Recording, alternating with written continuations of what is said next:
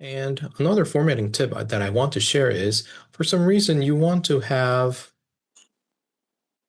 something like this shown at the end of the cell like that. And well, you can do this thing manually, but there can be a much better way to do this thing.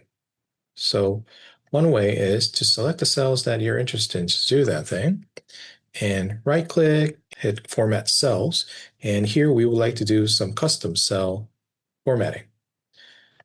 Here we would like to put an @ mark, which represents text placeholder. And then next, we're putting this asterisk, which means to repeat the character that follows next. And in this case, the character we want to follow is a blank.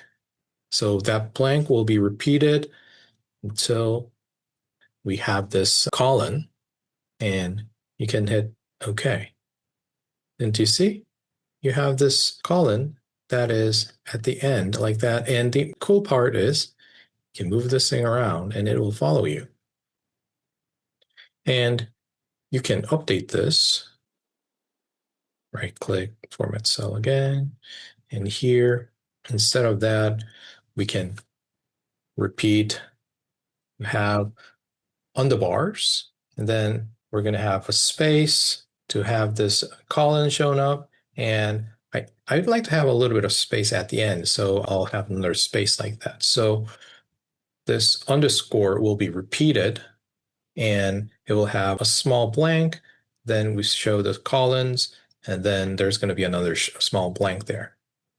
So if we hit OK, you see this underscore is repeated, and then there's a small blank. Then you have the colon, and there's going to be a small blank. So by using this simple syntax, you'll be able to create various ways of custom formatting in your cell.